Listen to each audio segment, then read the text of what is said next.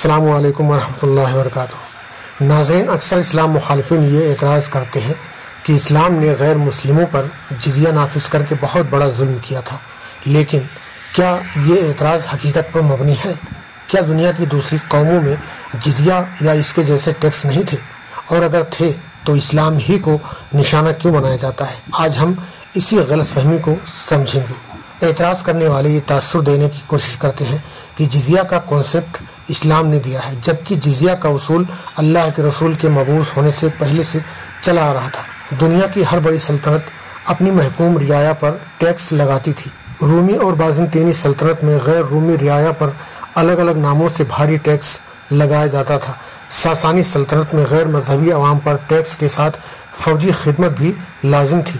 Europe میں عیسائی حکومتی اداروں کی طرف سے یہودیوں پر جیوش ٹیکس لگایا جاتا تھا اور بعض اوقات ان سے ان کی جائیداد بھی چھین لی جاتی تھی۔ قدیم ہندوستان میں محکوم قوموں اور نچلی ذاتوں سے الگ الگ محصول لیے جاتے تھے، یہاں تک کہ نچلی برادری کی عورتوں کو اپنے جسمانی اعضاء کو چھپانے پر بھی جزیہ وصول کیا جاتا تھا۔ جزیہ نہ دینے کی صورت میں انہیں بنا کپڑوں کے ہی رہنا پڑتا تھا، حتیٰ کہ دنیا کی کوئی بھی حکومت ایسی نہیں تھی جو دوسرے مذاہب کے لوگوں سے جزیہ وصول نہ کرتی رہی ہو۔ اور اس کے ساتھ ایک خاص بات یہ تھی کہ محکوم قوموں سے جزیہ وصول کرنے والی کافر حکومتوں کی طرف سے ان کی جان و مال کو کوئی تحفظ بھی نہیں دیا جاتا تھا۔ حکمران قوم کے افراد محکوم کی عورتوں کو اٹھا لے جاتے تھے اور اپنی ہوس پوری کر کے واپس کر جاتے، اسے وہ اپنا حق سمجھتے تھے اور بنا کسی اجرت کے ان سے فوجی خدمات بھی لیے جاتے تھے۔ مگر اسلامی ریاست میں جزیہ کو قانونی طریقے سے انصاف کے ساتھ نافذ کیا گیا، جہاں پر صرف بالغ مردوں سے ہی جزیہ لیا جاتا تھا۔ عورتوں، بچوں، بوڑھوں، غلاموں، کمزوروں، راہب اور پادریوں سے نہیں لیا جاتا تھا۔ اسلامی ریاست میں جزیہ دینے والوں کو فوجی خدمات سے چھوٹ ملتی تھی، انہیں جبراً جنگوں میں نہیں بھیجا جا سکتا تھا۔ ان کی عزت و آبرو کی، ان کے جان و مال کی حفاظت اسلامی ریاست کی ذمہ داری ہوتی تھی۔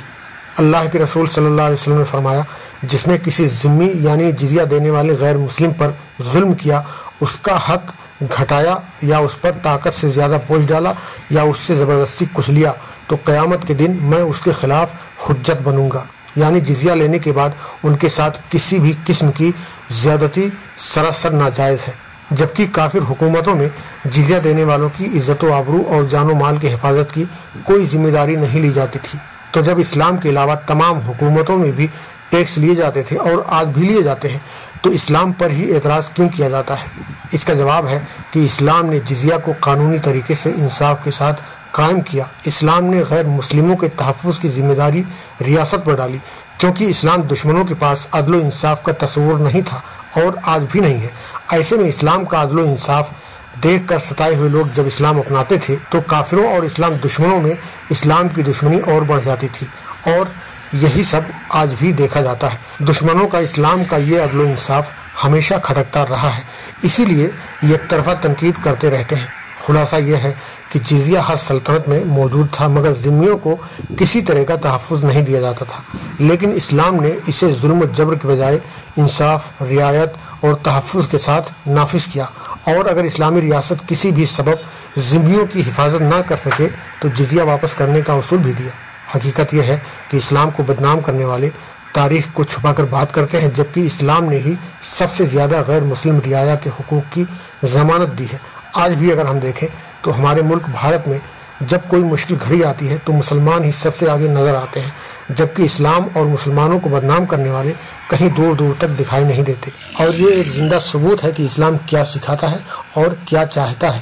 ناظرین، امید کرتا ہوں آپ یہ معلومات دوسروں تک ضرور پہنچائیں گے اور ہمارے چینل کو سبسکرائب کر کے اس کام میں ہمارا حوصلہ بھی بڑھائیں گے۔